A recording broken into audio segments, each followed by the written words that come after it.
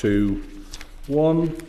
Order. Well, welcome everybody to the latest meeting of the Environmental Audit Committee. I'm delighted to have with us the representatives of the Office for Environmental Protection.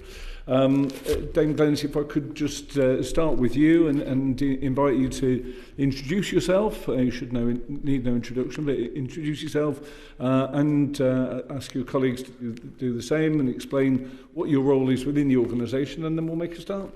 Thank you very much, Chair. So my name is Dame Glenys, Stacey, and I'm the inaugural Chair of the Office of Environmental Protection. I'll just hand over to Natalie. Good afternoon, everybody. My name's Natalie Prosser, and I'm the Chief Executive at the Office for Environmental Protection. Thanks. Good afternoon, everybody. I'm Professor Cathy Maguire, and I'm Head of Assessments. Well, thank you very much indeed. And of course, this is probably the last time that we will have you in front of us, Dame Glenys. I'm very sad to say that your 5-year term has come to an end, and we're all tremendously grateful for the work that you've done to, along with your colleagues, set the organisation up to give it the credibility and seriousness that I think it holds, and know how hard you've worked. So you have certainly my thanks. I'm sure the thanks of the committee. I wish we'd brought you a card or a cake or something, but nonetheless, you'll have to go with our thanks instead. Well, thank you. I'm delighted to hear of that and your good wishes. I expect what you're going to give me is a lot of hard questions, right? Okay. Oh, I hope so. Yeah, we'll do our best anyway. Yeah. I mean, let's start on that. So, your most recent report found that in most areas, environmental targets are off track. You found that there have been some improvement. I mean, to what extent should the main takeaway be the extent that we're off track, or the main takeaway be the improvement that's been made in the last year? Thank you, and it's most certainly that we are way off track. I'll come on to the improvements in a minute, but we haven't seen the scale of change needed. We've spoken before about the requirement to really speed up and scale up, and that it should be stacked up. EIP 25 shows us a bit about how it can stack up, but we haven't seen the speeding up or scaling up needed. So when compared to our last progress report, yes, there are a higher proportion of targets and commitments showing good progress. I think 12 out of the 43 that we measure. But that still leaves the vast majority, about 3/4 of them, either mixed or limited progress. So, no, it's not a good news story, I'm afraid. No. So, I mean, the overriding message should be that the country remains off track, and that whilst there may be progress in the last year, there is progress in the last year, it isn't in any way in the order of magnitude needed to say that we are starting to get back on track. Not at all, thank you. That's exactly right. Yeah. Now, I mean, the report says that the government now has a choice of whether to meet or miss the 2030 targets. Just expand on the choices that face the government briefly. Thank you very much. So there is a choice, isn't there, because prospects aren't fixed. You know, we've got fast upon us the 2030 targets, and one can say that as they're not far away, and you know, we highlight this in our report, that actually it's quite difficult to do any new things now to actually get us to 2030 where we need to be. But the existing actions need to continue, and the work needs to continue to get us into a position where we would be able to meet the decline, or reverse the decline in nature, for example, by 2042.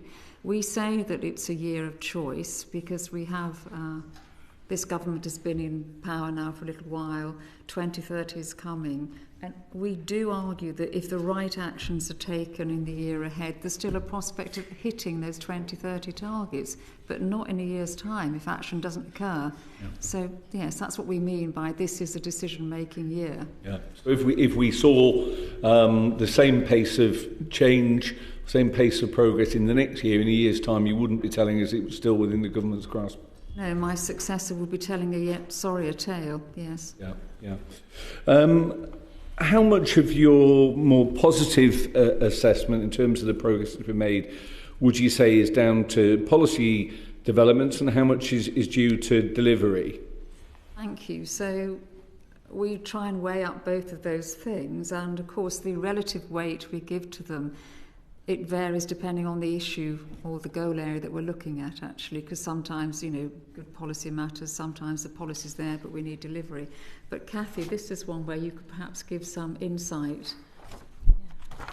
Well, when we look across those areas like clean air and chemicals, where we said actually, you know, we had upgraded our assessment of progress from limited to mixed, that was a mixture of both policy development and delivery, because in some cases policy development is absolutely necessary and it's important to see trying to tackle long-standing issues and problems.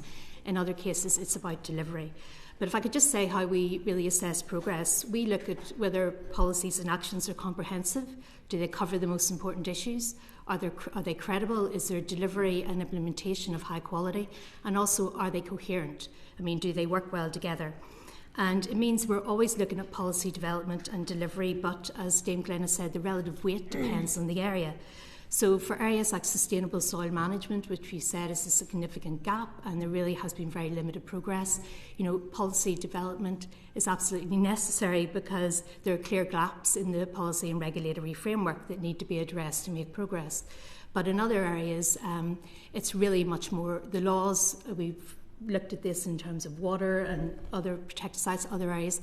It's really about implementation and delivery. There's not an issue with the policy, it's just about getting on and delivering it. And that's what we look at when we look at progress. But when we look at prospects, we would probably give policy development less weight than delivery here, because plans are statements of ambition and intent. They're not action. So we need to see what the final policies look like and assess the impact of their implementation to really see and basically consider the likely effect on the prospects of meeting targets and commitments.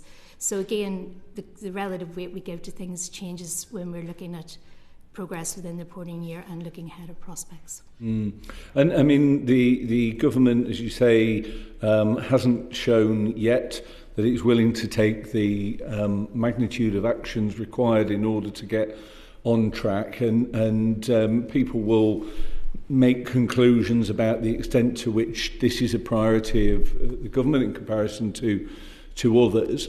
We're conscious that on the day that the EIP report was produced, which you were welcoming and saying was a marked improvement to its predecessor, we had the Prime Minister on the same day, once again effectively repeating the suggestion that nature was a blocker. We also noted on this committee we got no oral statement in Parliament on the production of the EIP. We got no oral statement on the production of your report.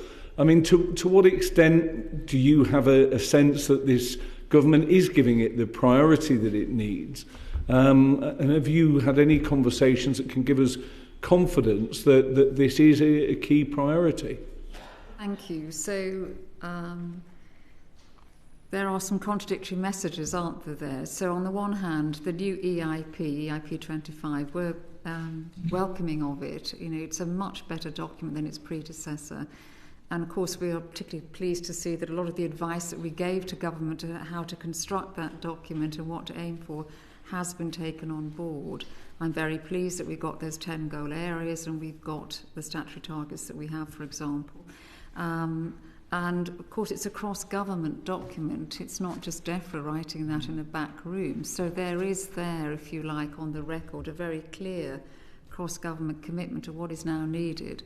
And we do hear, government often enough recognising that as well as economic growth, or to actually support economic growth, we do need a healthy environment. There's clear recognition of that in a number of high places. So we welcome that. But you're right, the government is legitimately focused on economic growth. We and others, you included, are pressing that actually, you need to, in order to sustain that, you need a healthy environment. But there is a lot of noisy debate, let's call it that, and noise is off, particularly about the role of environmental regulation, which, we would argue for effective regulation and for good regulation, it has a massive role to play.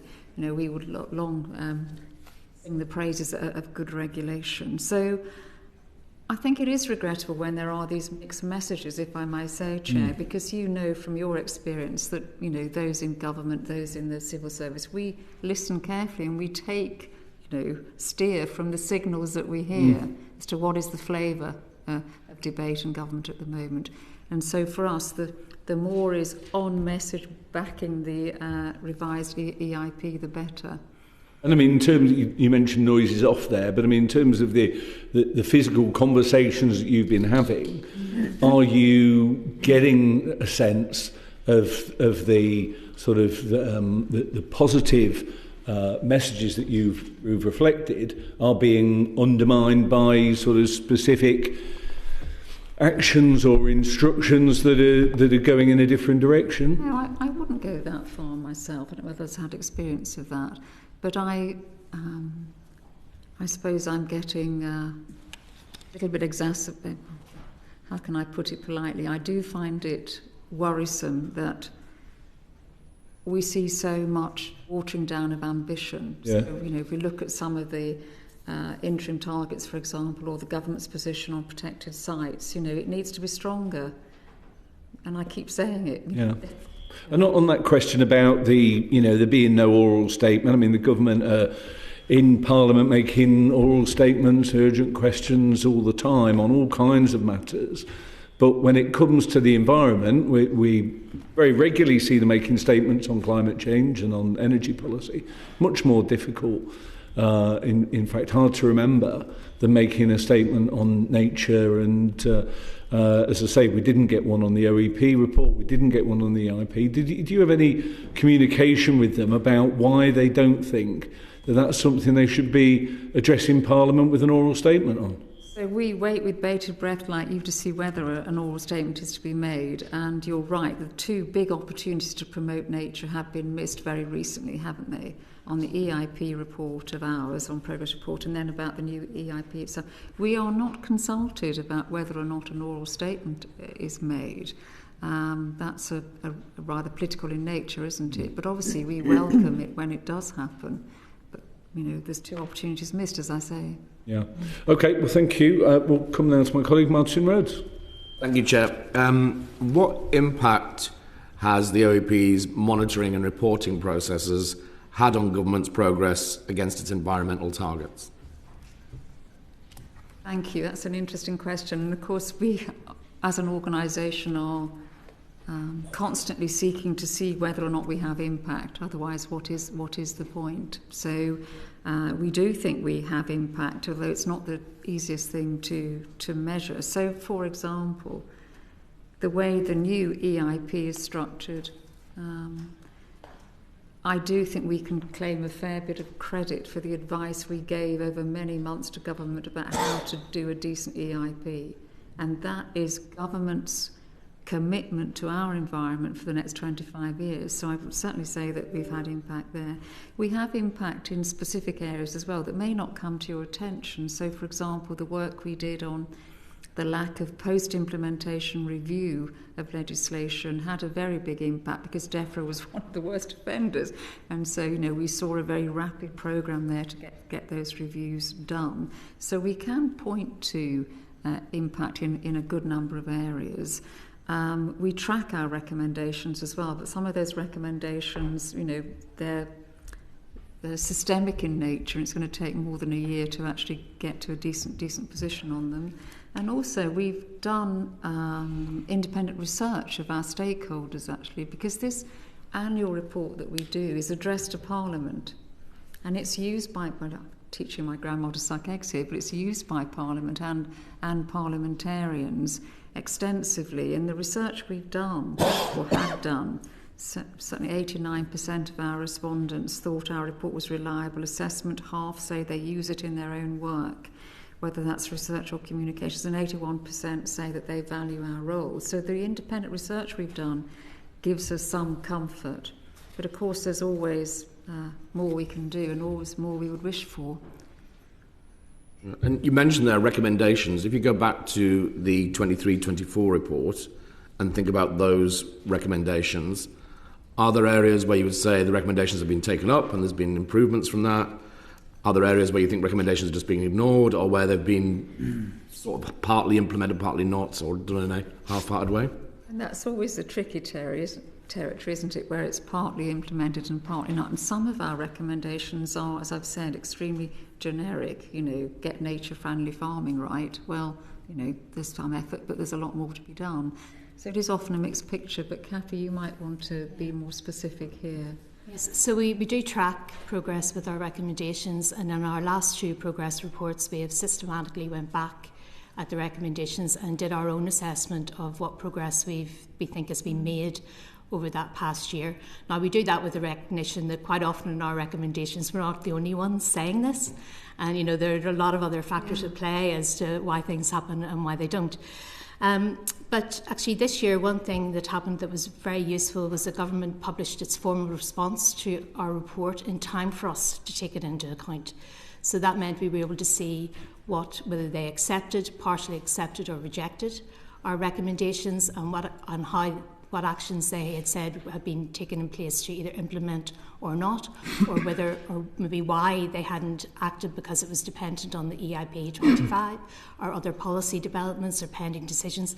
And that enables us to give a much more considered view of progress with those recommendations, because we actually had that information. And so we will be able to do this in future as well, because in the EIP 25 there's now a commitment that as part of government's annual progress reporting they will also include that formal response to the recommendations in our previous report. So I think for all of us that helps with the coherence of that reporting. It helps us to do a better assessment, and so it will all become much more useful. If I may just follow that, government's own annual performance reporting, it's a requirement in the legislation. There's this rhythm that we're establishing, and it has got better. It was certainly better this last year than it has been before, and it can be better still, and that will help all of us, actually. It means we might be able to give less resource to our own reporting by relying on what we get there. So there's a sort of symbiotic relationship there, Chair, that it's in all of our interests that DEFRA do as good a job as possible in their own assessment of progress rather than just what's been done. Thank you. Last year you said that you thought your report could influence government in some areas and not others. So first of all, do you think that is still the case?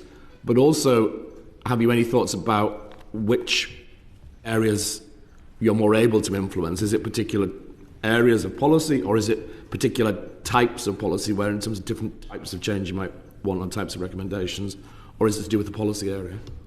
That's an interesting question, and I probably would need a bit more time to give it a good answer, but I'll give it a shot now. So where government is thinking of changing the law, and we have a statutory provision that enables us to give advice whether government wants it or not in that circumstance. And I would say we have used that provision very well. I'm thinking here of the Planning and Infrastructure Bill and the interventions we made, which, the proposals we made to ameliorate what we saw to be regression were largely taken on board. So I think when we get that magical opportunity to influence something before it's about to happen, I think we've got a pretty good track record. Where we find on the other end of the spectrum where there's just been years of neglect and intransigence, I think it's quite often quite difficult to get the traction you need. I'm thinking here about, for example, protected sites, which we think are such an important piece in the jigsaw.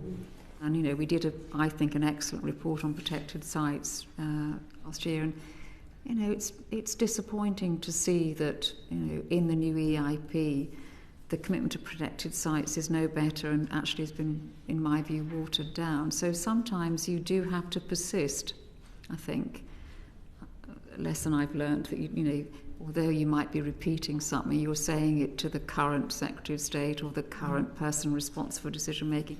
And of course we continue to build a body of evidence which is really helpful when you're suggesting that something should happen. So I would say it's a bit of a mixed picture, but did you want to add anything, Natalie? Just add, we do the progress report every year, and my colleagues have described it not as one report, but 10 short reports, because the breadth is so substantial, and I think that's really valuable. It's a really valuable piece of evidence, taking stock.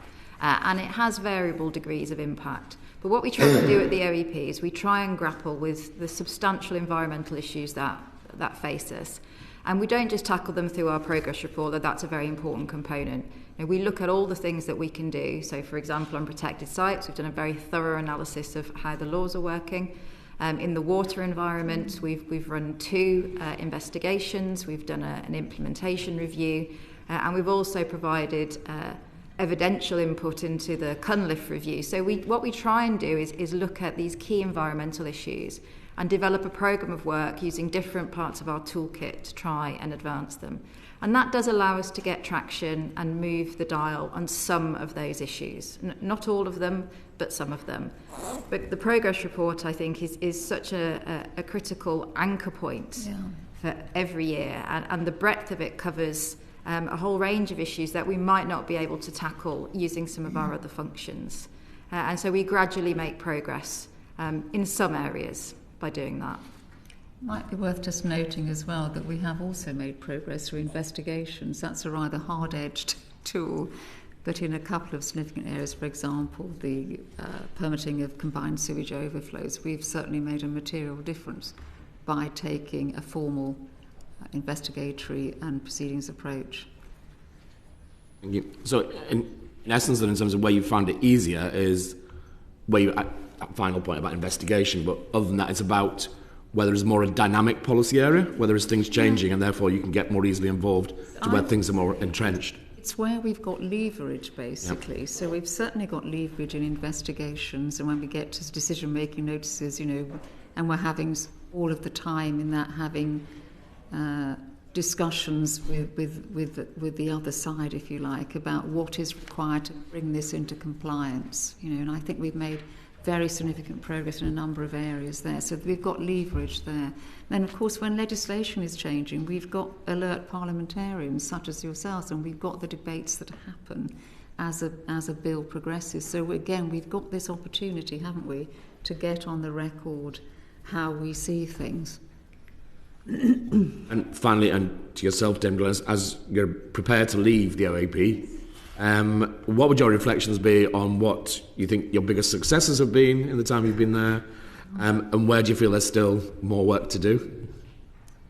So I recollect appearing for my scrutiny committee, pre-appointment scrutiny committee, and being asked a lot about independence, and there was a lot of concern, wasn't there, at the time, about how independent this body would be. Well, I hope we've demonstrated that we are. I can't think of any single issue or moment where we've been anything other than completely independent. And I think that pattern is set. So I think that's what is needed and what Parliament expected, so that's really good. I think we've got more and more confident over the period on deciding what the big issues are that we should tackle. There's always too much, but I think we've made some pretty good decisions there about what to do in what areas, looking at what others are doing and not trying to replicate and so on. We've got pretty good as well, actually, I reflect on looking in a systems-wide way. So many of these things aren't isolated things, are they? They're part of a bigger system, and we're doing that. So I think you can rely on the OEP in terms of its evidence base. We're very, very good at it. I'm desperately proud of it. You can rely on our evidence, absolutely, and we're getting better and better at that analysis side of things. You can rely on us for understanding environmental law. We're very competent at understanding environmental law in the context of the body of wider public law. And we're very good at actually knowing when to investigate and how. So we've got some competence. You've asked how we could have done better. Well, of course we could have done. So it took us, I think it's taken us years to understand how to use our resources effectively when we produce a substantial body of work and produce a report. So we're all very enthusiastic to do, lift every stone and follow every avenue of investigation and then write, extensively. And that can take time and effort and produce a very heavy report. We are getting better, and we can get better still at focusing our efforts there to get quicker and more concise. And certainly our board encourages us to do that, and I'm sure that we will get better at that. We do our best to look forward, don't we, in our annual assessment to see whether government's going to meet its target or not. And Cathy's given some indication of how we make these assessments, but we could get better at that. There's quite a technical area for us to develop there, but we're simply not funded to do it. It takes a chunk of money. So we can get better. But in large part, we'd get better still if we had a few more people, I think. Just the nature of it. With more, we could do more. That's the long and short of it. Thank you. I mean, just on that, I mean, you've talked a lot, and I agree with you about the credibility and the way you've established the OEP as an independent and serious organisation.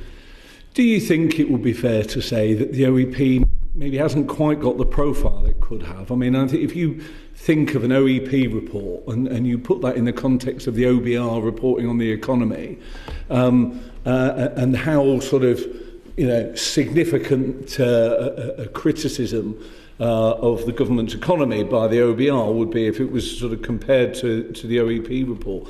And it does feel like, for all the quality of the work you're doing, it doesn't have quite the sort of status that I think we might have hoped it would have. Is that a fair criticism? I'm not pointing at anyone individually, but I mean, is that a fair criticism and something for your successor to think about, or would you reject that? It's certainly, a view that you can hold. We have had discussions at our board about the extent to which we want, as an organisation, any significant profile. And of course, we recognise that to a large extent we are assisting Parliament. That's a key audience for us. And we know we have impact here. So when I think about the influence of our advice, for example, I know my colleagues tell me that the Bill Committee on Planning and Infrastructure referred to our advice 65 times in one day. No one else was giving that advice of calibre, and it was so useful. I think it's partly how you might then measure profile or influence, but we're not a campaign group. We're not a campaign group. And also, it frustrates me, but, there's a job we all need to do to make sure that the public, the wider public, and our media actually understand the importance of it here. And there's a lesson for all of us about how we talk about this in ways that get traction with the media. I can't tell you how frustrating it is to be on the Today programme for 50 seconds. You're trying. It's just you want to try getting turned down at 7 o'clock in the morning, but okay, we'll move on from that. Olivia Blake. Thank you, Chair. And just following on from that, I wondered if you felt that you needed more teeth as an organisation for your recommendations to land harder in government. I don't know whether you have anything specific in mind. I mean, all oversight bodies would welcome the widest gamut of powers, as a start point. But actually, when we reviewed our enabling legislation as it was going through Parliament, watching the debate very closely, we were broadly happy with what came out, i.e. we can make a difference with the legislation we've got. We do keep a list back at base of, things we might want to change if we had an opportunity, but several pages of it. But it's actually quite technical stuff rather than anything, So we don't want fining powers, for example. We find we can actually achieve what we need to achieve, in the approach that we adopt, the strategic approach that we adopt to enforcement. The time scales and timing around our reporting, you could have done it differently, but actually it's workable, and I think there is a value to annual reporting on our part anyway. But Natalie, you may, as a CEO, have much greater ambitions than I have for our enabling legislation. Do you have anything on your shopping list there? There's always, in the detail, things that could be administratively more straightforward. So the legislation is somewhat open-ended in terms of when we can request or insist on provision of information and how quickly that can come through. That means that we generally have to negotiate that rather than there being a more directive framework there. So, and as Dame Glenys mentioned, the timescales for reporting can in practice be a bit clunky. So this is the first year we've had a response to our EIP report in sufficient time to be able to respond to it in our next report, and previously it's been quite confusing for everybody, including the public, about that timescale, and that's not quite ideal. But on fining, for example, so it was often advocated for fining powers early on. But the reality is we are part of government, and if we were exercising fining powers, we'd be taking money from one bit of government and then giving it back to another bit of government. And it seems superficially attractive, but in practical terms, I think probably wouldn't work very well. I've been quite surprised, actually, about our enforcement and investigation powers, which are designed in quite a protracted way in legislation, that actually we've been able to make them work quite well. So what we're always trying to do at the OEP is improve practice, improve outcomes, and where there are legal requirements there, we can use them to try and drive that improvement. But what we care about is the change in practice and the improvement. And actually the way that our enforcement powers are set up, it creates space for really good dialogue to happen. And what that allows is public authorities who generally do want to do the right thing, it gives them some space to find the best way to do that. So I personally have been, I think, pleasantly surprised that although it takes a lot of effort, we are able to really drive change, even though the legislative framework itself is, I think Dame Glenys described it as leisurely, early on in earlier evidence, because there are a lot of steps we have to take. But we have found that actually has worked, and we've seen public authorities take and own responsibility for resolving the issues that we bring to them. Thank you for that. I was trying to see if there was a recommendation we could pull out of that, but that's very helpful. What impact do you expect the introduction of the standing recommendations to have? I've got a table of them in front of me, and it's clear that the government hasn't accepted any of these fully when they were made in last year's report, and you have found that there's very limited or mixed progress to them. Do you have higher hopes for these next time? By standing recommendations, you mean recommendations that we have repeated this year? Yes. Thank you for that clarification. Right, so these are... many of them are quite significant and strategic and systemic, aren't they? Like, get nature-friendly farming right. Yeah. And, that doesn't happen in a year. You get progress in it over time. So I personally think there's nothing wrong in saying it twice or 3 times if it is still the pertinent recommendation to make, and our board, and I agree, decided that they are. Doesn't mean there hasn't been any progress on any of them, but they are still pertinent. And I think I mentioned earlier, it's always good to get those under the nose of the relevant decision makers of the day. I think I've but I've experienced 6 secretaries of state in my 5-year term. So, sometimes it's worth repeating the obvious and actually trying to get traction. As I say, we don't expect these things to all happen in a year in any event. So it's less about banging your head against a brick wall and more about the time it's taking to tackle these challenges. I think our job is to identify the extent to which government is set to meet its ambitions for the environment and to do the constructive thing, we choose to do the most constructive thing, which is try and identify what needs to happen to make a difference and state it plainly in a recommendation. And if it hasn't happened in the last year but is still going to make the material difference needed, we state it again. I don't have a problem with that repetition, and we press those things home any which way.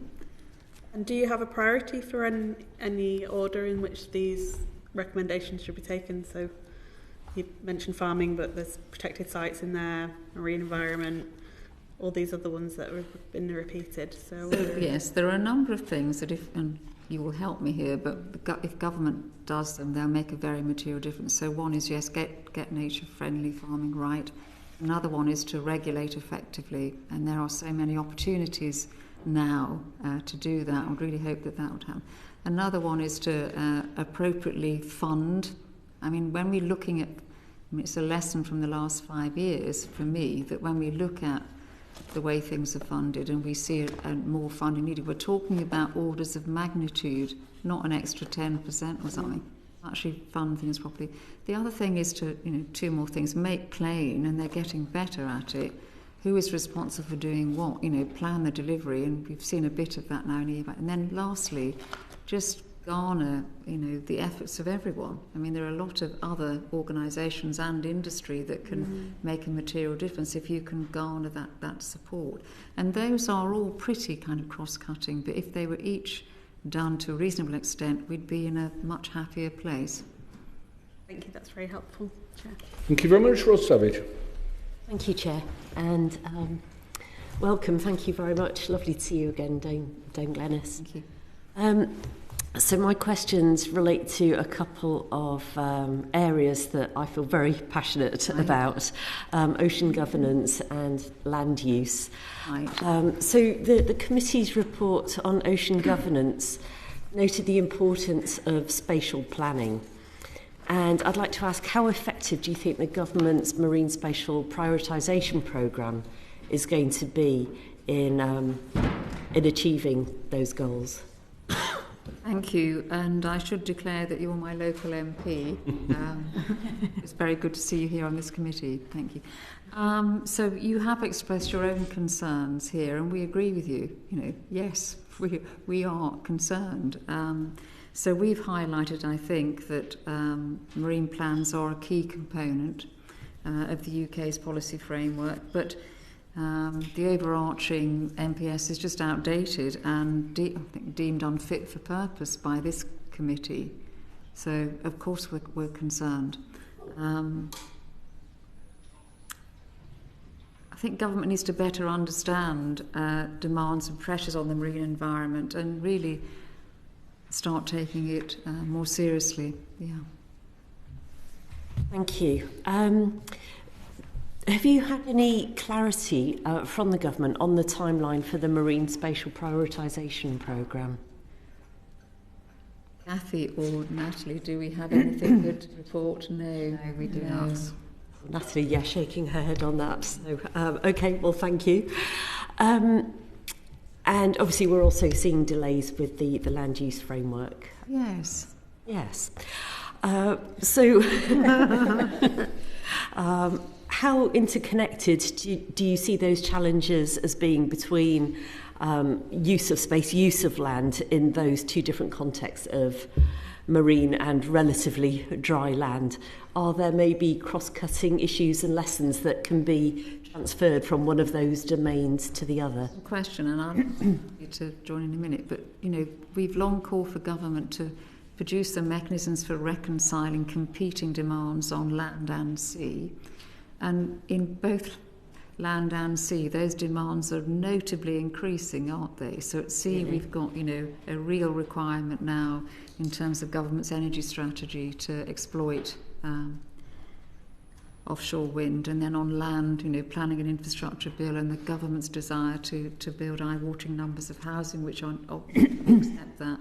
They are making demands. Now, the land use strategy was consulted upon, and I thought the consultation was welcome myself, and there were some good things in there. There were some gaps as well. I'm quite clear about the governance there and how far the approach was really going to be embedded at a local level by those responsible for making planning decisions at that level. It was unclear to me anyway, but I thought, some of the principles set out there were very good, and it was taking us and actually spelling out pretty plainly to the agricultural community the scale of change that was going to be needed over a period of time. So I think that was welcome, but of course we haven't yet got the strategy.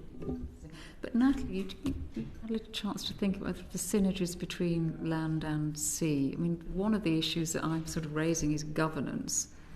That there is governments could be developed in relation to decisions for use at land and at sea. They're both ripe for development, let's put it that way. Thank you, yes. Oh, sorry. I'll just add a couple of things, and Cathy may well too. It's acutely pressing that government is able to reconcile the competing demands on the sea. And we know that our marine protected areas are not adequately protected. We know there's a really acute issue in terms of protecting our seas. And that is only going to become more acute as we move towards much needed clean energy. These are important demands that they do need to be reconciled and balanced appropriately, but those choices do need to be actively met. And I say that in the particular context where we We've been very, very concerned about government not achieving the good ecological status target, an apex legally binding target for our seas, which fell due in 2020. We've got an active investigation in relation to that, and as part of that, we are calling on government to set out how it's really going to drive improvement in our seas. It's really, really important, both from an environmental protection point of view, but also so that we can show that these legally binding targets do carry weight, that they do matter, and that government needs to take them seriously. So I just wanted to add that little bit of context, because it is the need to reconcile those usages on sea is acute. The need to take positive action to really deal with our marine protected areas and drive improvement is acute and pressing, and we really want to see that action.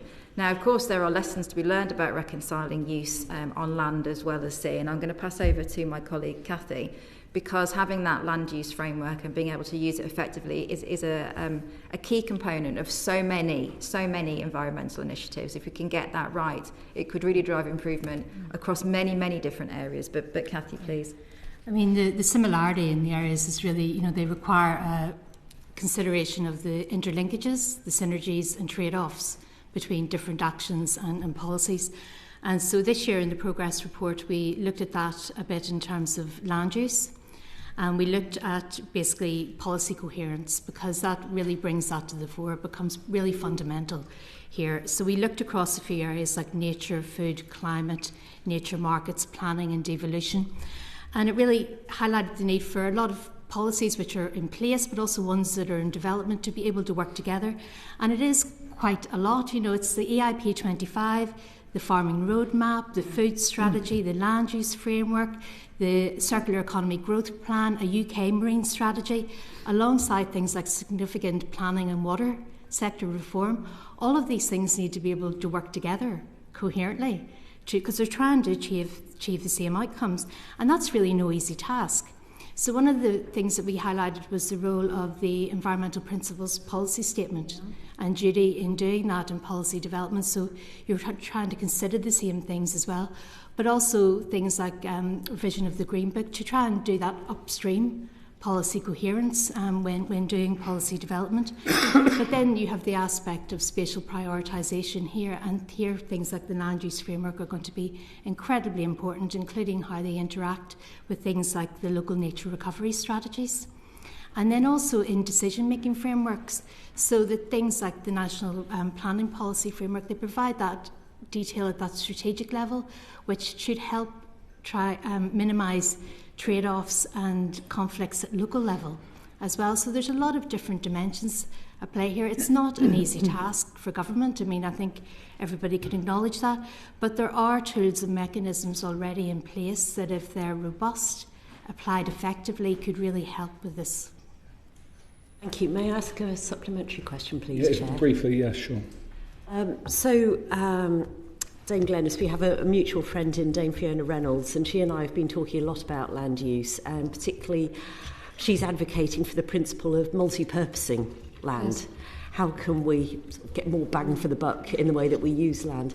So I wonder if that's a principle that you've been might be able to propose to the government. So we've not done any work, as far as I'm aware, in relation to those principles that are proposed in the land use framework consultation. And I know that Fiona has long been engaged actually in looking at how a land use framework could work well. Not surprised to hear the suggestion. Of course, people do talk a lot about the benefits of, I've heard Tony Juniper talk about it a lot, about the benefits of multi-purpose, use of land. And in fact, Tony Juniper is probably a good person to talk to about how to make that happen. We are looking, well, I won't be, but the organisation will be looking next month or so what its priorities are for the year ahead. I think what we're unclear about as we think about land use is just when we're going to have this framework and actually what it's going to look like, because we've had a consultation, but it could be quite different. Thank you. Thank you very much. Julie Buckley. Thank you, Chair. And I was interested in your comments about the land use framework and that connection to the future farming strategy, because that's another area, isn't it, where we've seen increased investment, but unfortunately that limited impact on the ground in terms of nature protection. So do you feel that the government has unrealistically high expectations for the ELM schemes to deliver on targets around farm wildlife and species abundance? So the ELM schemes, it's certainly one of the big levers that government can pull. And traditionally, I'm vastly oversimplified this, but we've seen a lot of investment in what I'd call the kind of lower order schemes. And although the gate shut, didn't it? I think unexpectedly last year. Out, I think. Yes. Yeah, that's right. Yes. So that was awkward, but February. But they're not on their own able to deliver what government wishes to achieve by way of those targets. What is needed is more large-scale investment in the higher order. So that's in our view what government needs to concentrate on now, looking at sort of landscape scale, and there are some good examples of that, but much more of that needs to be done. Now, I think when I last looked at it, government had committed 500 million over 20 years, and I simply question whether that is anywhere near enough, given what's to be done. So are you sort of inching towards a recommendation that greater resources would be required for that to be effective? I think we've effectively said that already, yes. Natalie Prosser nodding there. Did you want to add in what sort of confidence you've got in the government's plans to do that, or what else needs to happen? It's about getting the maximum return for that investment. And as Dame Glenys has said, where we've seen really effective investment through agri-environment schemes is at the landscape scale and at the higher tiers. And investment at SFI level, well, it's difficult to know exactly what it's delivered because there's data gaps and there's lack of information. And we've already talked about the fact that there's real weaknesses in spatial prioritisation to make sure that we're getting the environmental outcomes that investment is meant to deliver.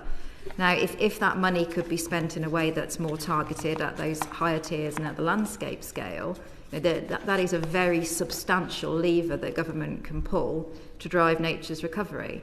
And so I suppose I'm an optimist because I can see the potential there, and we know that where that money's invested well, it can really give us returns. What we don't know yet is that is going to happen. No, what we really need is a transition from those lower order, the kind of sustainable farming incentive type thing, towards those higher order schemes. And it'd be really helpful if government could recognise that and set out how it's going to encourage and incentivise farmers to make that move. And it's not just agri-schemes, it's effective support for farmers when they're coming together in clusters, which many farmers have done, and have done some very interesting and innovative work in doing that, in providing effective regulation of agriculture. And that's not just more inspections or sanctions, that's providing advice and support to farmers to help them do the right thing. So there's a whole package of activities that together, so when we talk about getting nature-friendly farming right, it's not just about agri-environment schemes, it's that whole approach for getting our agricultural land, which is 70% of our land, working more effectively for nature. It's interesting, and your report does highlight the need for that greater effectiveness around the support mechanisms. In your view, what is preventing the government from making improvements to that sort of farm advisory service? Well, that's a really interesting question, because I'm long in the tooth, and I can remember we did have a national advisory service for farmers when I was Chief Executive of Animal Health. We certainly did. It was just coming to an end then. And we've not really seen anything to replace it. There's been a reliance on private industry to provide that sort of advice, and they are able to and do advise farmers in relation to some aspects of profitability, for example, or whatever. But it's not the sort of advice that at a farm level that a farmer needs in order to know the best way in which he can help government to meet its objectives whilst at the same time making a reasonable living. You know, that combination isn't there. I don't understand or know why there is a reticence to do that. I made a recommendation for that when I did a review of farm regulation several years ago, more than 5 years ago, because it was before I was at the OEP. So the recommendation is there in an independent report, and I would encourage government to look at it again. It's very, very helpful recommendation. I'm going to bring Dr. Cathy Maguire in case you'd like to add anything. I'm just thinking, you know, I think we can all agree that profitability question is at the heart of how we support farmers to embrace some of these new ideas. And I'd be interested as to whether you think the Batters review helps to move forward this agenda that you obviously have concerns on. Did you have any thoughts? I'm afraid that's not an area that I actually have worked on in much detail. But we did this year in the progress report, actually, we've done it over the past 2 years, the role of farming advice and how it could be improved. So we do set out what we think a good scheme would be. We've engaged with those providing that advice, receiving that advice, to try and do that. And so we have set out what actions we think could actually make progress in this regard. And it's up for government and others to decide whether to act on those or not. Have you been involved in the revision to the SFI scheme, which is... If I may say, just on the Batters review, first of all, it's with government now, and it makes a good number of recommendations, and it does provide very helpful insight and context, in my view, for government to then reflect on what are the best ways to go. Government is promising a farm roadmap by... well, this year. You know, the sooner that comes, the better. And there are real opportunities there to deal with this advice gap. I hope that you would encourage government to consider that. Yeah. Excellent, for it to be included within that roadmap. That's a really helpful contribution. Thank you all. Thank you, Chair. Thank you very much. Sarah Gibson. Thank you. And sort of following on from feeling that some of your advice doesn't quite make it into the report, you've said that it's not clear whether the new EIP for 25 interim target on farm wildlife represents a reduction in ambition from the previous EIP in 23 commitment. I'm just wondering why you haven't been able to judge this. Well, it is partly about how the new target is constructed, because it is quite different from the old target. But Cathy is your woman for this, so I'll hand over to you. Yes, it is something that we have looked at and that we are trying to analyse, because, you know, there is a change both in the percentage of farmers participating and the percentage of land cover. I mean, and our initial conclusions now is it does seem like a lowering of the level of ambition, because when you actually then look across, it is a slightly lower proportion of land area and a lower proportion of farmers in the schemes. So following on from that, so has the government given you any indication of its rationale for changing the target? Why they've changed the way that they've measured this? No. I don't think government's given us a rationale for in any case where the level of ambition in a target has been reduced or the time frame for achieving it has been elongated. Okay, thank you very much. Thank you. Barry Gardner. Hello, and my apologies for arriving late. I wanted to look at air quality, or rather air pollution. Yes, okay. And really to ask you, you are the watchdog looking at the homework the government has set itself and then marking that homework. But when the homework that it set itself is not anywhere near what we believe the global standard should be, in fact is half as stringent as the global standard sets in the WHO guidelines, do you feel that you've got a pretty hopeless task on your hands? Right. Thank you, Mr. Gardner. So, first of all, it's a really important subject, isn't it? Air quality. We know that between 26 and 38,000 people die prematurely in this country because of poor air quality. And if that were knife crime, exactly, this place would not stop talking about it. No, and I don't think people are very aware of it, and they should be. So this is a really important subject.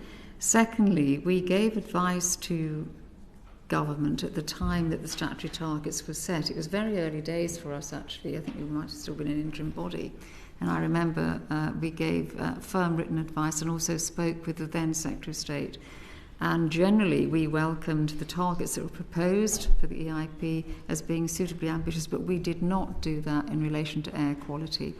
That was the area where our advice was that it was not sufficiently challenging, the target, and particularly the time frame with which it was to be achieved. We argued it should be much, much time. Our concerns were duly noted, and I think the response at the time for the then Secretary of State, I recollect, was, well, it's very difficult to achieve in some areas. So, rather than sort of have exemptions, we'll have a general target. And of course, what we found in practice is it could well have been tighter. There should have been, in my view, a greater level of ambition in those targets. Now, it's a different question whether we adopt those global standards. I think those global standards, for a number of reasons, are going to be very difficult to achieve. Just airflow, for example, across continents.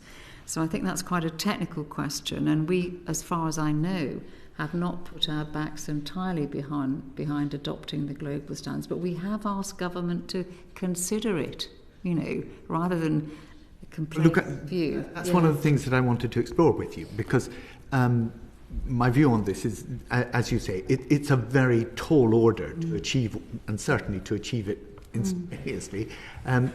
But, we have a very good example of how to approach things that are tall orders, and it's called the Climate Change Committee. Yeah. In the Climate Change Act, we set our long-term goal, and that could very well be the WHO guidance, which is 5 micrograms of PM2.5 or 10 of nitrogen dioxide.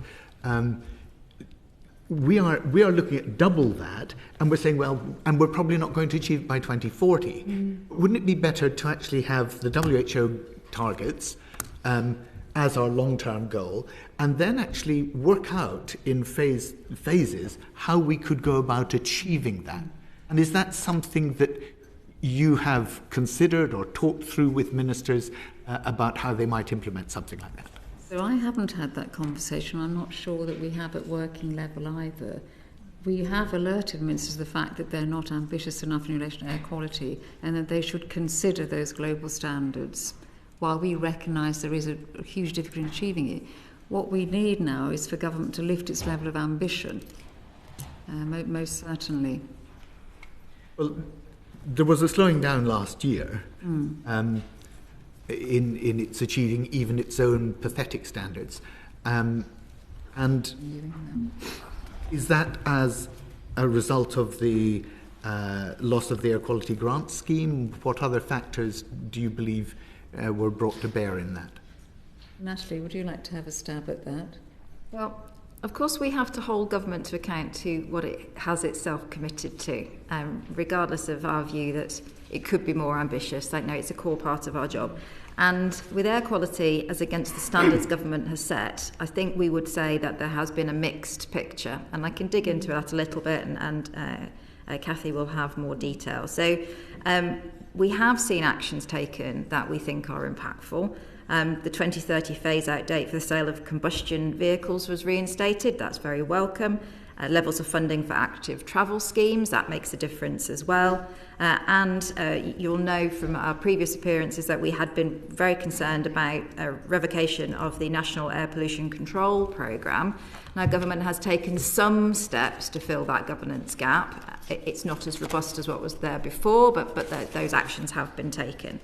And that... Can I just... I don't want to halt your flow, which is great. Right. But are there specific things that perhaps this committee could point out need addressing in what you've just said? So that was the good news story. If I turn to the areas that we think are relevant but which haven't been addressed. So we've recommended the government carry out the audit of local authority powers and barriers to delivery, which they committed to in their air quality strategy. We think they should develop an ambitious update to the 2019 Clean Air Strategy and to consider a review of air quality standards to bring them more in line with the international evidence that you have referenced. And we've set out multiple opportunities at a sector level across our report, for example, around regulatory gaps in ammonia. And I think one of the things that we would note in particular around air quality issue is that the challenges with clean air do not affect our population in a way that's even. Individuals who are already vulnerable for a variety of reasons, including their socioeconomic background, and it cuts across, they are acutely more affected by air quality issues than the general population. And although a lot of our reporting will look at a national level statistics, that can obscure really troubling hotspots where people who are already subject to deprivation and inequality are double hit, if you were. So, and that's slightly separate, I think, to our general reporting, but I think it's a really important salient issue to bring out, particularly when we have a lot of narrative about nature versus development. I think this issue in particular goes beyond that into people's well-being. Of course, there are broader environmental impacts to poor air quality as well. No, I'm so glad that you've raised that, because it would suggest then that any government action on improving air quality and tackling pollution would be very progressive, and delaying it is regressive, because of the double impacts that you're talking about, the way in which it does affect the poorest in our society. It does. Could I raise as well, if I may, a governance issue here that you might want to take an interest in? So as I understand it, government is disbanding its joint air quality unit in March, but it has set up a new governance group, which is of 4 nations, I think. My colleague is going to come on to... No, it's okay, carry on. Right, okay. Yeah. Well, I'm just interested in this group because it brings together representatives from all 4 nations to consider progress on reducing air pollutant emissions. Now, that's a really good forum, for dealing with the differentials between one place and another and what's being done about it. But it's not a statutory group, and I'm not clear myself, whether it's going to publish its outcomes for public scrutiny, how often it's going to meet, how influential and powerful it's going to be. So I think it's really something that a committee like yours could show a keen interest in, if I may say, and actually make sure that it delivers well. That's really helpful. Thank you very much. Caledania. Thank you, Chair. Yes, I was interested in the plans to disband the Joint Air Quality Unit as well, which is why I was nodding vigorously. But I'm going to ad-lib a bit. So I thank you for the insightful answers so far, and especially about the unequal impact that air quality has on the population. I'm very aware that, as a former local councillor in an area with poor air quality in parts of Bristol, that one of the problems is that the national statistics don't use some of the local air quality sensors that are set up and run by local authorities. So I wondered if you wanted to comment on the harm that does in not potentially capturing the more local variation of air pollution, which often follows the areas of deprivation in a town or city. Thank you. So in any area of endeavour here, exposing the relevant data helps, doesn't it? So if you're not using it, you're not necessarily coming to the right conclusions about the situation and getting the right solutions. I think there's a wider issue as well for local authorities in that, it would be helpful, indeed we've recommended that government should carry out an audit now of local authority powers in relation to air quality, and also the barriers that they see in relation to trying to get air quality up at a localised level. So I think that would be helpful, just expose, let it come up for air, so to speak, see what it is in terms of the powers and the barriers that need to be redressed in order to give local authorities the optimal opportunity of doing the best in their area. Thank you. Next, I was going to ask you if you're satisfied with the government's response to the recommendations you made on clean air last year, and how encouraged you are by new commitments on air quality in this the most recent Environmental Improvement Plan. I feel like you've probably answered those questions mostly, but if there's anything extra you want to add, now's a good opportunity, and then I've got one other follow-up after that. Okay, so I'll turn to Natalie in a minute, but I would say that we do think the current suite of targets we've discussed, and they could be strengthened, both for the emissions of air pollutants and their concentrations in ambient air. So one clear area is just to increase the level of ambition in those targets. But Natalie, there'll be perhaps the other things that you wanted to raise. I think we've already covered this in terms of, we see clear opportunity to be more ambitious in this area, and we would encourage government to take that opportunity. That's for long-term targets. We've seen a change in relation to interim, but the long-term targets obviously could be better. Thank you. And finally, from me, in your assessment of how the government is doing, how do you differentiate between and how do you weigh the importance of outdoor air quality and indoor air quality? Oh, right. I'll turn to Cathy in a moment. But broadly speaking, well, the EIP is not dealing with indoor air quality, and we don't deal with it unless it's embraced in some way within the EIP. So not sure we're actually in a good position to say that we are equally interested in both at the moment. We don't have that statutory remit quite in the way that you might wish us to have. Yeah. No, we have to assess progress with the targets and commitments the government set itself. So in the same way indoor air quality doesn't fall within the EIP, we don't then look at it in detail because the assessment we have to do is so comprehensive. Yeah. We already have to cover quite a lot of breadth, so we do need to make choices about depth, and it just means we don't have the capacity to bring in areas that really are not within the policy framework, because another area that is missing from the EIP, both the EIP 23 and 25, is environmental noise. It's not there at all. We know it's an issue. It's an issue that affects people's health and well-being, but it's not something that we can analyse or assess progress against because it's not within the EIP. Thank you. Thank you, Chair. Thank you very much, John Whitby. Thank you, Chair. What impact does it have when ministers present nature as a blocker to economic growth, other than encouraging constituents to email their MPs? Now I understand your interest, particularly. So, this is a government committed to economic growth. It's the most significant drive I've seen for over a decade in relation to that, and it's hard to argue with that. There's so much hanging on economic growth both here and in almost every other developed country, so it's the holy grail, isn't it, to get that right. We do see government making commitments to nature, recognising the really strong relationship between the prospects of sustainable economic growth and having a good, healthy environment.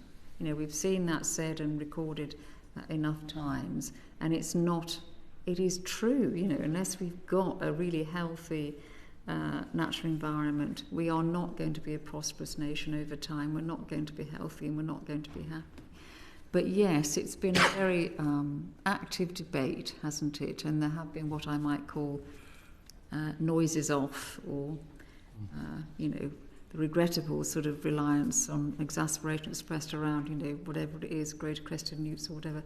Personally, I don't find it helpful because both the public and the government's own service, the civil service, steers from that sort of language. They're looking for, messages that tell them the direction of travel.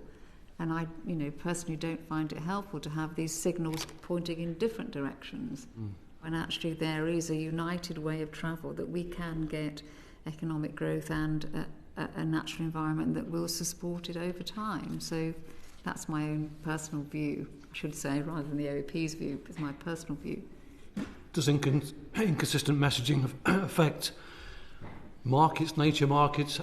Does it affect your assessment of the prospects in the report? Well, we are told, and Cathy will come in, I'm sure, but we're told by those that are close to business that it does affect businesses' willingness to make the sort of long-term commitments we'd wish them to make in relation to their own support for sustainable approaches and the environment. It makes them hesitate. That's what I understand, and that's what I'm told by people I respect who are connected to these industries. But Cathy, do you have anything more specific?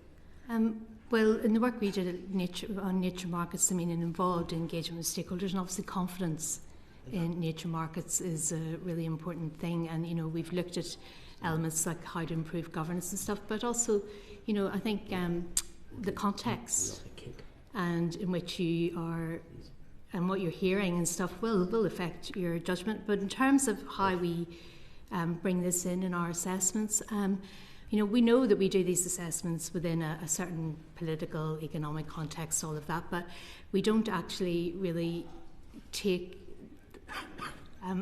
much weight of that when we're thinking about progress and prospects.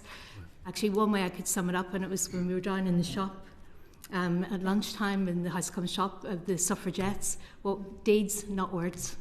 And that's what we look at whenever we're doing the assessment. Right. No, thank you. Thank you, Chair. Thank you very much indeed. Sammy Wilson. Just on the last point, whilst not trying to defend the Prime Minister, do you also recognise that in some cases, because of regulations and the way regulations have been applied and the practical consequence of them, he does have a point. And I mean, examples can be quoted of where, it would seem that regulations have been either overly applied or maybe sometimes wrongly applied. Thank you, and it's a worthwhile point that you've made. So I think both Natalie and I are known to be regulation nerds. We like regulation and it makes us happy. But when I say that, I'm talking about good regulation, carefully crafted regulation that is trying to deal with the issue by really understanding it and how you then help people to get the right side of compliance. And I think, in the environment, the law is remarkably complex, actually, compared to other areas. There's a lot of it, and there's a lot of lack of clarity in it. So it has to be interpreted.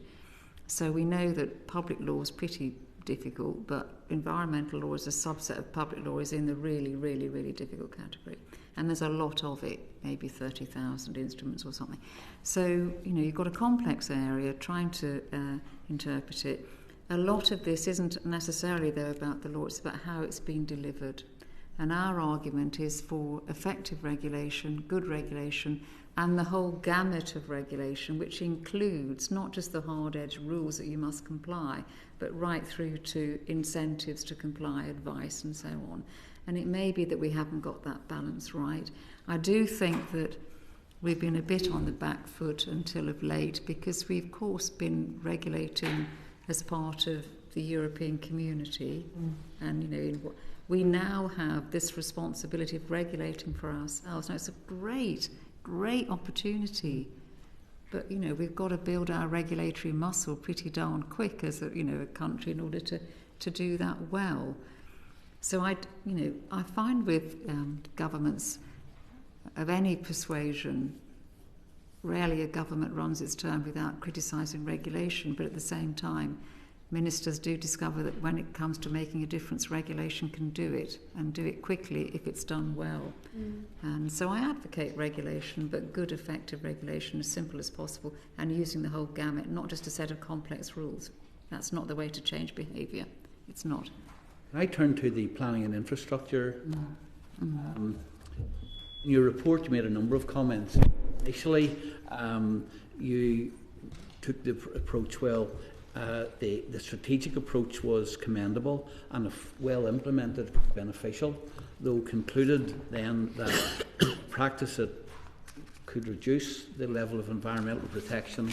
And then after the amendments had been made, especially around the EDPs, you came to the conclusion that in the round it could be a win-win for nature. So, I think there's been a bit of movement there on your view on the infrastructure bill. Now that you see the final shape of the infrastructure bill, how does it affect the assessments you've made in your report, and what's your view of it now? Thank you. So, as I recollect, we raised a good number of issues in relation to the early drafts of the bill, and a very active debate through Parliament, and in large part our recommendations were accepted. We had actually very good discussions with the relevant department, and those in large part ameliorated our concerns. We didn't say that we were entirely happy, but in large part.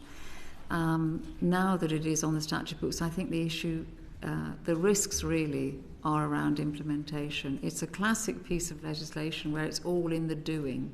It's all in the doing. And there's big risk categories.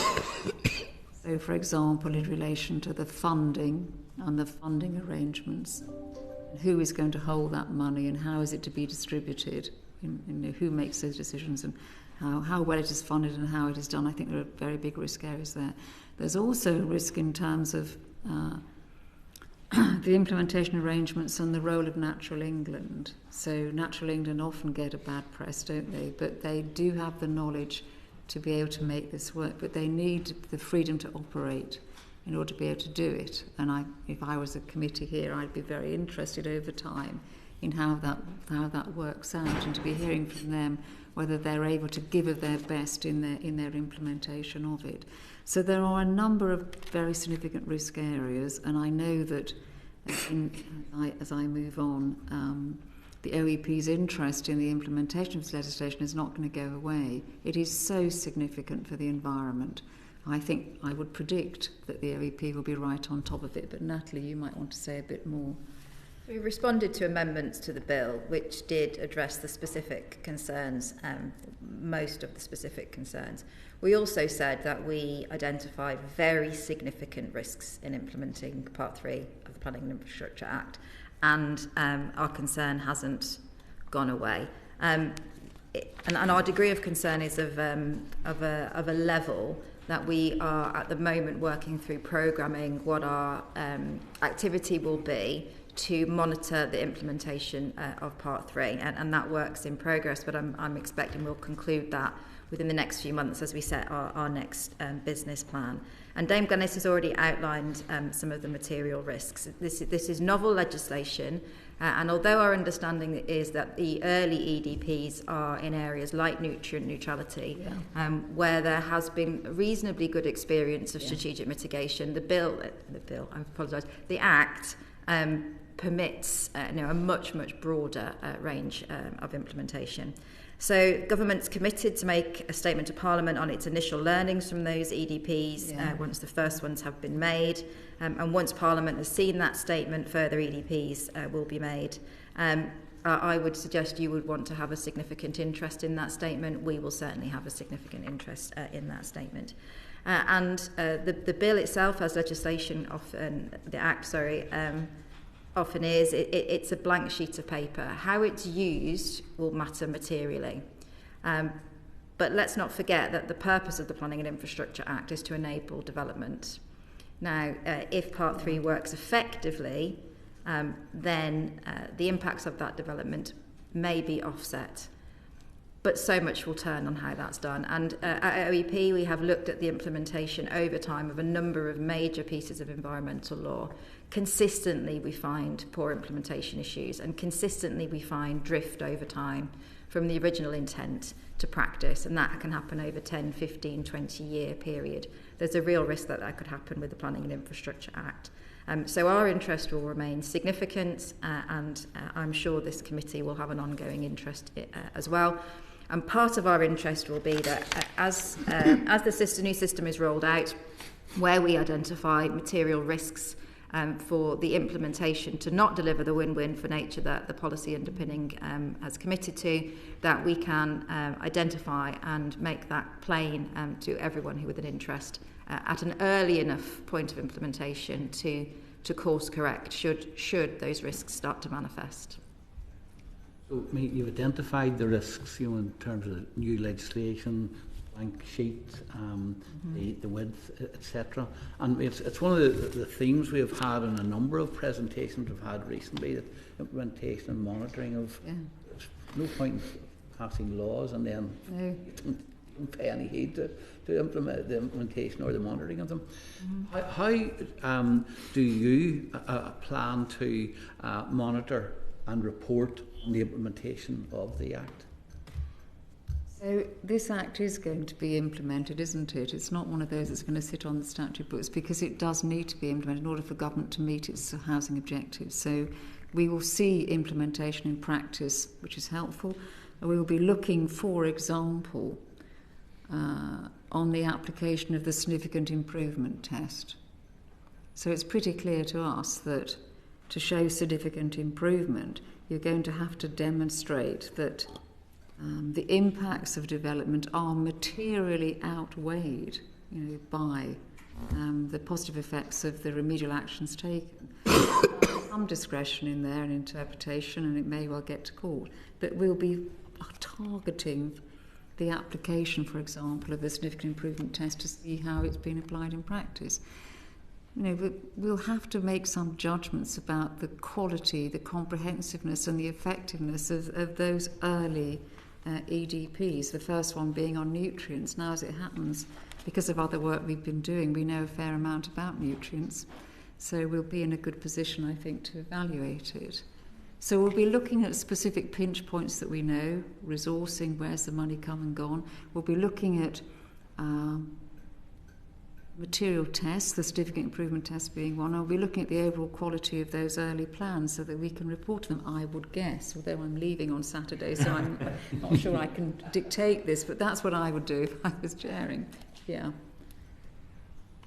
The report indicates that EDPs and the Nature Restoration Fund could support or damage environmental protection. And one of the things that you pointed out was that if the Nature Restoration Fund is not well aligned with land use priorities, etc., then it could have a detrimental effect. Given what you've said about the lack of information already about land use priorities, when do you think we'll actually know if it's working, and what further needs to be done to make sure that the Nature Fund actually does achieve the targets and the information we want?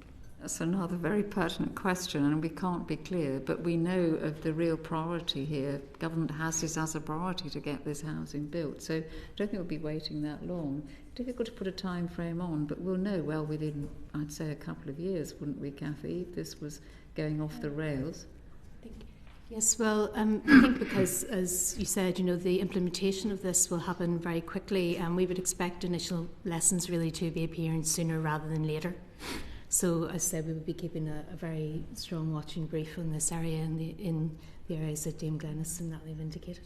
Given what you've said about it aligning with the land use priorities, do you have any, given what you've already said about the lack of development of the land use priorities and the slowness in deciding on some of that, do you have any concerns that actually might not achieve the goals set out?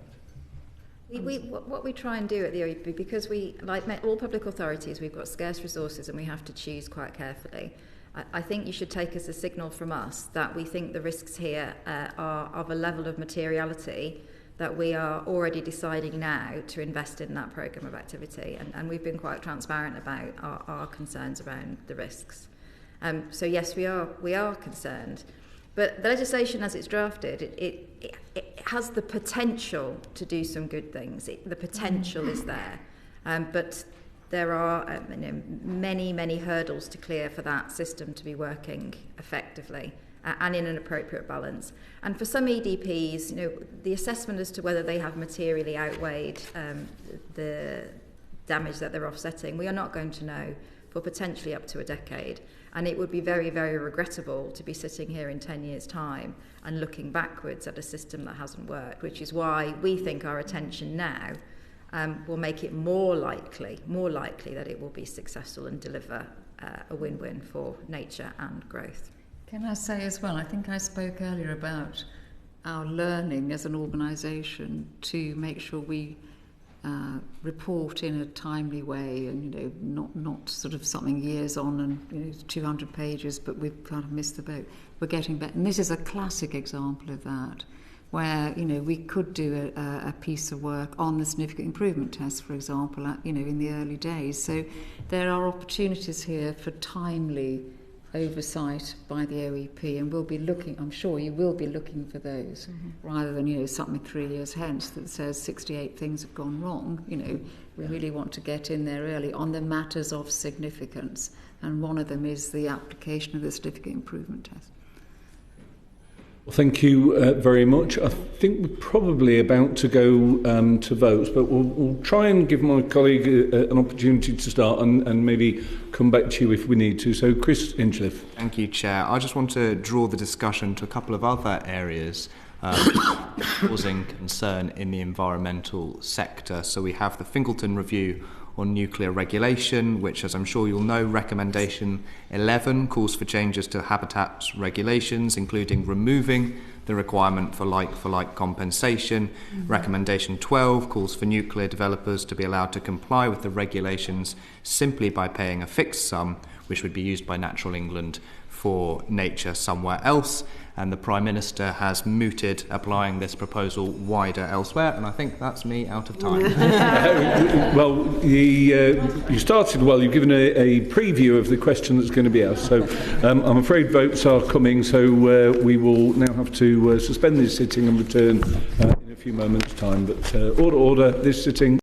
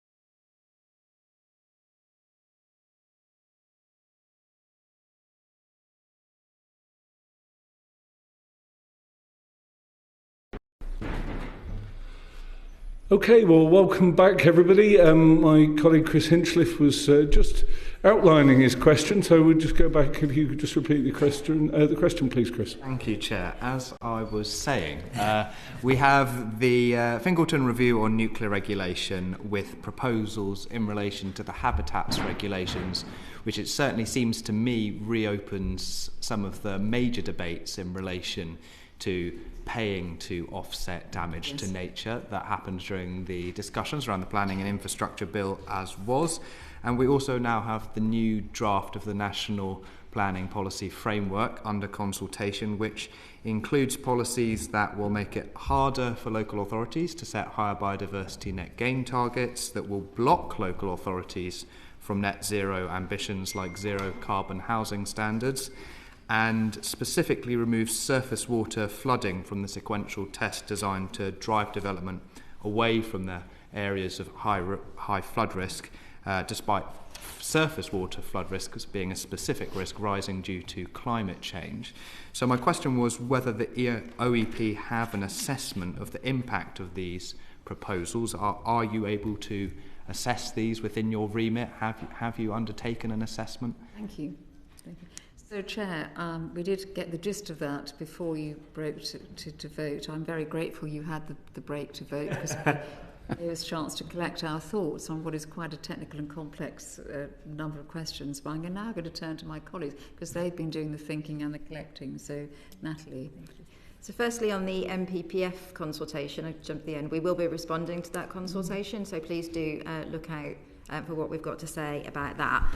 Now, the Fingleton Review, we haven't conducted a comprehensive analysis of it, but I will make a couple of observations. Firstly, it is, I think, still the matter of some active debate, the range of recommendations made, so I'm just going to note that. The review takes a very broad brush approach, particularly focusing on efficacy of regulation, which we've talked about quite a lot.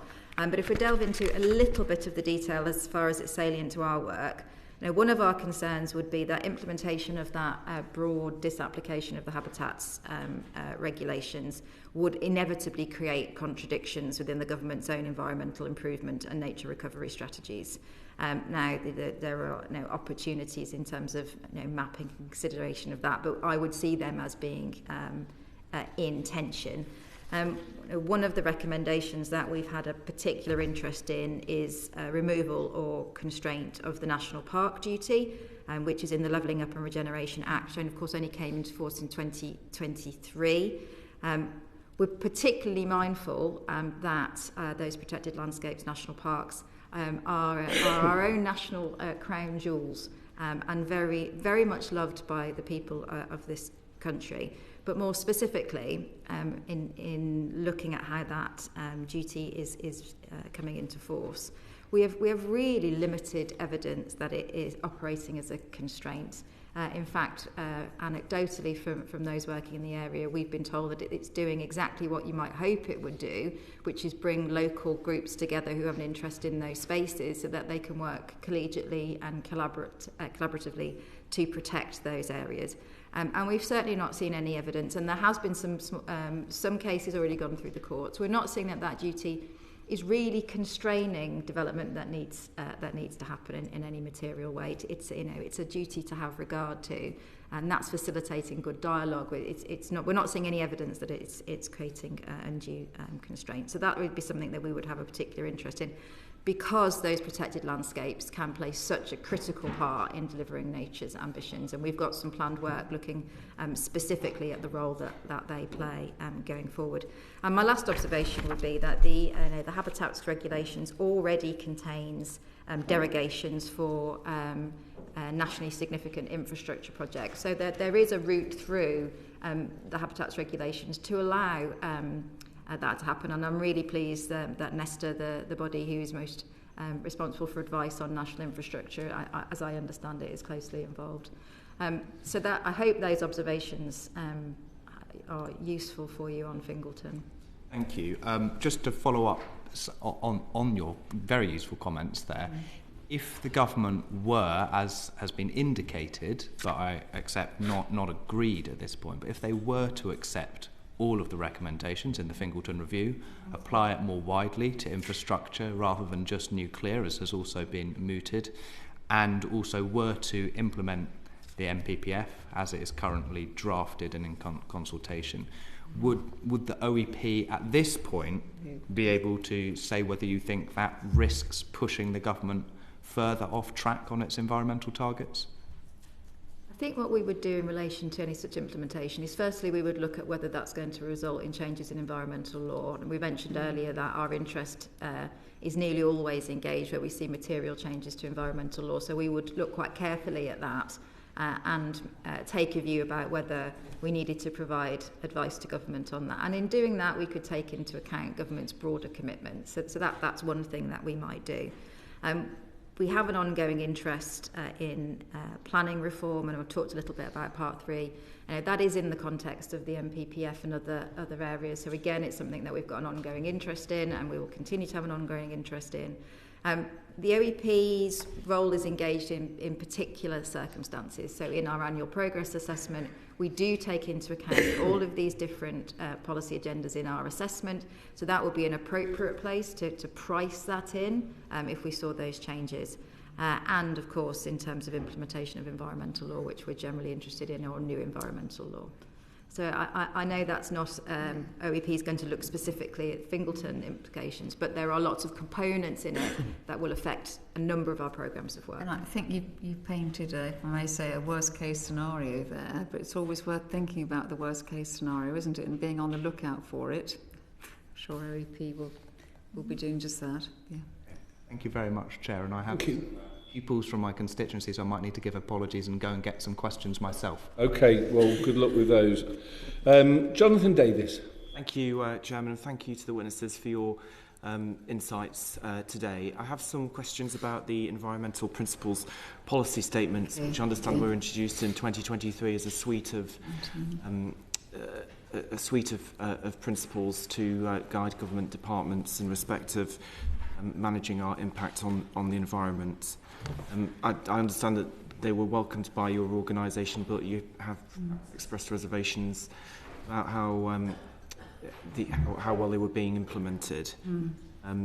Would you like to provide a reflection on that? Yes, thank you, and I'll turn to you, Natalie, in a moment. But it's right that last year we did do a report on the early implementation of EPPS. We broadly welcomed EPPS. Actually, I personally think it's a fantastic tool if you're a secretary trying to influence other departments that aren't DEFRA to do the right thing for the environment. The EPPS is such a good tool. But obviously, there is a concern that we're aware of and watching, that it becomes a tick box exercise rather than actually something meaningful that influences policy decisions actually. But Natalie, you want to expand on that, I think. I think it's a mixed picture. What we have seen is I think pretty effective rollout of the EPPS led by DEFRA. We've seen it reflected in some of the government infrastructure in terms of guiding policy professionals what to do, and that's really, really helpful. So I think that is all pretty good. What we see less of is actual impact in terms of policy making. And DEFRA's reviewed that themselves and found broadly the same finding. Now, one of the major issues there, of course, is that... You say you broadly were aligned to DEFRA's findings. Is that from their November review? Yes. OK. However, there is a lack of transparency. Something that we have called for is more transparency about how the EPPS is being applied in practice, and we haven't seen that transparency. Now, that makes it all the more difficult for us to assess whether the EPPS is having a material impact on policy. And we think that is a live issue. Now, we recognise that when making policy, ministers do need some space to do that. That's understandable, of course. But I think that it would be so very helpful for us and for everybody that once those decisions are made, it is clear the degree to which the EPPS influence those decisions, because that would allow us to hold government to account, but it would also allow us to assess whether the EPPS is doing its job. I think it may be the case that assessments are not frequently published by ministers. What steps do you think could be taken to provide that clarity to the public? Well, I think we've called for transparency on a number of occasions, and we continue to call for it. Wouldn't it be a joy if they were published? And if we had information available, as Natalie has said, to the extent to which the exercise has truly influenced policy. I read that the public have the ability to contact you if they've got a concern. Do people do that frequently? Have many members of the public contacted you about the EPPS or a lack of... I'm not aware we've had anything on the EPPS specifically, no. I hope this isn't a flippant question, but do you feel the public know who you are? That's an interesting question. So I think environmentalists and informed members of the public know who we are. And as I recollect, Natalie, the amount of contact we're having with the public is increasing rather than decreasing. So we are certainly, and we get a lot of general inquiries about the environment, not necessarily things that are going to shape up to be complaints, but we deal with those as constructively as possible, and certainly sort of signpost people into the right direction. And as I say, we get a fair number of complaints. So in terms of how much time and resource we spend on complaints and general inquiries, it does look to me, in a broad brush view, but proportionate compared to the limited amount of our total resources. So we're not an ombudsman, are we? But the reality is that it is only a relatively small proportion of complaints that come to us that our remit would allow us to take forward as investigations. And that's not an accident. That's because the OEP is set up to look at strategic cross-cutting issues where non-compliance with the law results in harm. And inevitably, the issues that a lot of members of the public, the concerns that they have, tend to be isolated or site-specific. And we do a lot of work directing members of the public where they bring these issues to us, to the correct public authority to deal with it. But in reality, most of the complaints that we do take forward, either we piece together the issues from various bits of information we get from members of the public and from our other work. We did a substantial investigation in Northern Ireland that arose from 9 complaints about specific decisions that had been made, and we were able to see that there was a really significant issue underpinning why those decisions were being made, and we took action on that. But the reality is it tends to be those who are more informed about systemic level issues who are able to bring forward those issues to us. Right. Now, we could encourage more members of the public to bring issues to us, but our experience would tell us that we would almost certainly not be able to address most of the issues that they have. Although, as I said, we do a lot of work to signpost them to where they can go, like ombudsmen, like the frontline regulators, who are really the bodies responsible for a lot of those individual issues. Some of the complaints that we do take forward, because they're of strategic significance and they represent a serious issue and a priority, are put to us by environmental bodies that in turn represent the public and have large membership numbers as well. So in a way, it's a sort of filtering system, isn't it? Where to an extent we are in receipt of and rely on those representative bodies to find the serious issues that we should be addressing, that and our own research and information as well. And they are bringing more issues to us. We've had a definite uptick in our investigatory activity, certainly in the last 12 months. Thank you, that's very helpful. I wonder if I might be able to ask you about specific government departments, because obviously they all have an obligation to implement the EPPS.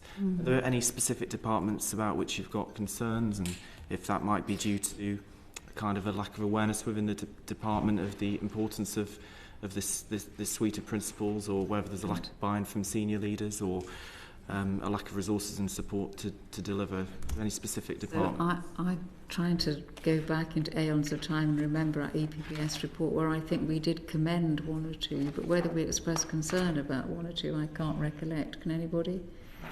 No. So I'm not able to say definitively, but there will be further work on the EPPS, won't there, Natalie? It's not going to go away. Just one more question, if I may, Chair.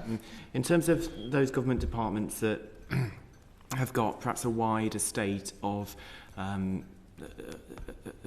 facilities around the country, or that oversee arm's length bodies or quangos, And the NHS is probably a good example, but are they expected to EPPS principles in the decisions that they make? All government departments are expected to apply the EPPS, but not local authorities or arms length bodies. So, I mean, one of the things I would like to see is for that duty to be more widely promulgated and applied, so that you could hold other arms length bodies to account, but at the moment it is departments. Now, obviously, we want to see those departments doing a good job of it to start with, but there is scope for that to be extended. Thank you. Thank you very much. Surgeon Joseph. Thank you, Chair. If I can just ask some questions about your ability to access information from the government and department. You in your answers, you mentioned about there has to be a cross-departmental work. In your report, you note that there has been an issue getting information from government. Last year, it sounded like these issues were improving. What happened now? So you're right, we have had difficulties, certainly in our early years, and some of that was us learning how to ask well and limit our request to what's needed. So there has been a good deal of effort in the last couple of years to get those working arrangements on a regular footing, and a lot of discussion about that, particularly with DEFRA, which is the body of the department that gets many more requests from us than any others. So I think one of the things that's changed has been the real effort put in on both sides to refine that process and actually be comfortable with it. It's easy to forget that we were a relatively new thing, that DEFRA and others were trying to work out what we do and why we're asking these questions, and a level of sensitivity around that we could have perhaps in retrospect expected. There's no doubt that things got to a very difficult state of affairs, but have been improved by determined efforts on our part. But Natalie, did you want to say anything else about it? You're closer to it than me. I think Cathy will have some specific observations in the context of the environmental improvement monitoring report, where there are some particular issues.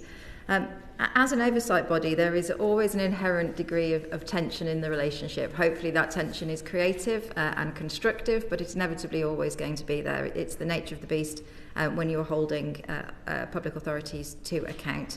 And I think that will always be a point of tension. I think we've come a long way. I think, generally speaking, there is a good recognition, particularly with those public authorities we engage with regularly, that essentially we're all on the same side and we all want the same outcomes. So I think that is helpful. But inevitably, what we are doing is seeking information to determine if the government's complied with the law or not. And that is inevitably a challenging business and often requires a lot of dialogue and a lot of back and forth. Now, that can be frustrating for parties on all sides. I think at times it certainly takes up a considerable amount of time, but I think it's part and parcel of the nature of what we do. We have not to date been unable to see through any of our pieces of work, whether it's scrutiny, whether it's accountability or investigation, because of not being provided with relevant information. It just sometimes takes some time. Yes, eventually.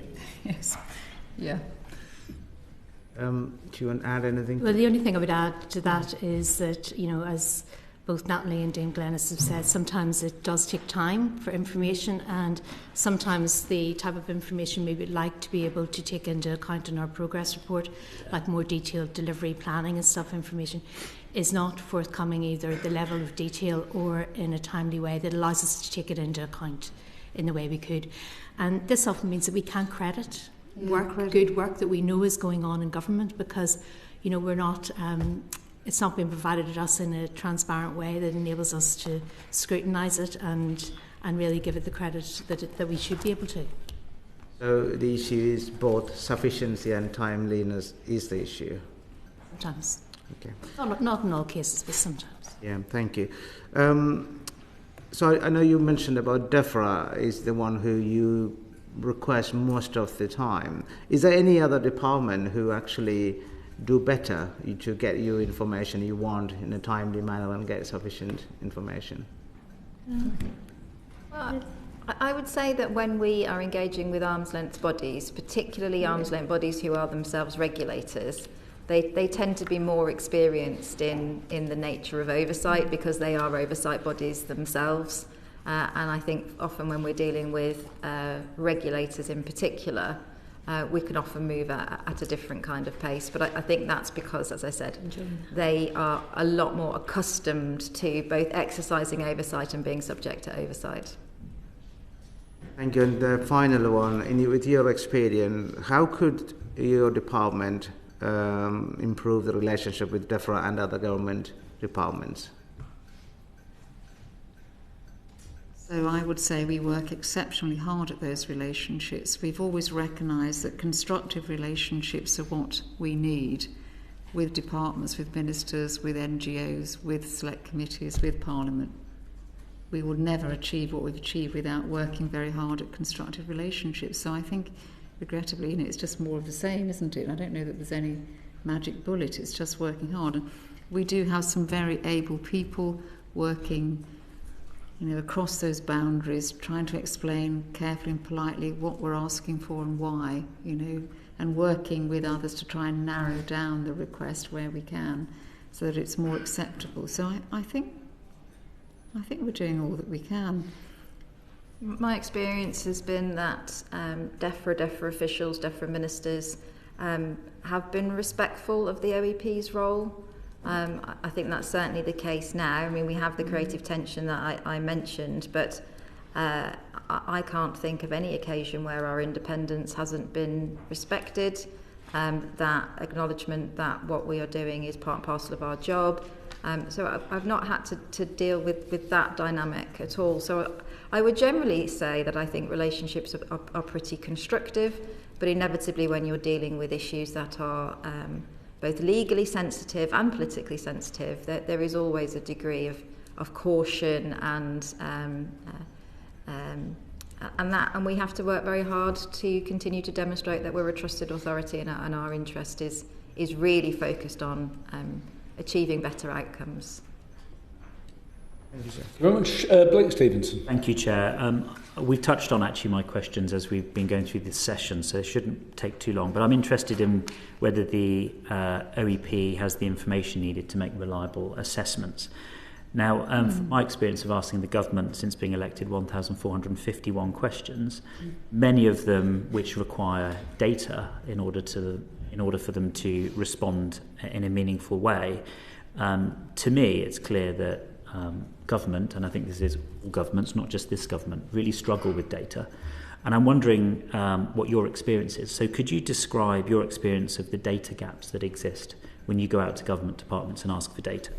What impact that has on the work that you need to do? So I'm sure that my colleagues can answer this very well, but just as a starter, I know when we first started, we found there was lots of data, but it wasn't the right data. It didn't help the specific questions that we had. But Cathy, you are closer to this than either Natalie or me, so do say. Well, I can talk about it a lot in the context of what we tried to do in the progress report. And because the EIP itself is so comprehensive in scope, there are inevitably gaps in the evidence base. And for monitoring purposes, there are real challenges in identifying indicators and data that directly relate to specific targets and outcomes, because a lot of established indicators mainly derive from regulations and monitoring, and actually some of the environmental challenges and things that we need to know more information about. You don't have an established monitoring system or indicator set with them. There are some areas like soils and things in which there are very poor data availability, or there are other areas where data is just not very up to date at all. So that means in our assessment we use a very wide range of evidence that uses that quantitative data. We start from the same indicator base as DEFRA, what is now the environmental indicator framework that they use, but we need to complement that. So we use other indicators, but we also use a lot of qualitative research and analysis. Now we have to be careful in terms of how we use research, because quite often these are more one-off studies rather than long-term, data collection or monitoring systems.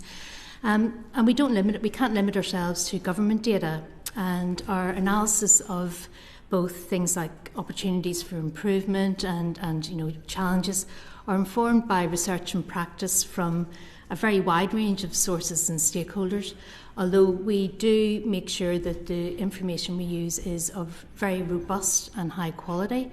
Ourselves, we adopt the voluntary code of practice for statistics to make sure that we apply those standards, and we're also transparent as much as we can about the quality of the evidence base in our reports. So we flag where there's data gaps, we flag where there are issues with timeliness, we flag where we don't think the evidence base is particularly robust, and we think that's really what we can do in our role, because it's not our role ourselves to fill data gaps. It's our role to highlight those and to actually point out what they mean for government and others to know whether they're actually on track to achieve targets and commitments or not, or whether the evidence base is just not sufficient to be able to do that. And that's why you will see in our reports sometimes we say that we haven't been able to assess something because we don't want to make that judgment call on the basis of what we consider. We don't consider the evidence to be robust enough to do that. Yeah, so in the report I think there are 8 out of 59 trends that couldn't be assessed for these reasons. So when you then engage with a government department and describe to them the impact of that give them examples of data that would be helpful to enable you to make these assessments, do you feel that the departments then go ahead and think about how they can plug those gaps so that when you come back next time they'll have a good data set for you? So I guess what I'm asking is, do you see continuous improvement from the departments to plug the gaps that you have identified? We don't really engage with a wide range of departments on that, although we have been engaging with DEFRA, because now under the EIP 25 we're both looking at our reporting, because we report on a range of targets and commitments which actually reflected the previous policy framework. So we now need to look at how we're going to align our report. DEFRA are also doing the same for their annual progress reporting. So what we've agreed to do together is actually look at the quality of the evidence base and where there are gaps, and they have their development plans around indicators and things, and so we've agreed to engage on that, and we're going to start that process shortly, and I think that will help improve for both of us that evidence base that we will need to really know whether progress is being made with the EIP 25 or not. And DEFRA has been mentioned quite a few times today, including that they're the, quote, worst offender, which doesn't surprise me because I also sit on the Public Accounts Committee, and there was an NAO report that's just been released, may or may not be aware of, which I'll quote from: DEFRA faces one of the most significant legacy IT challenges in government.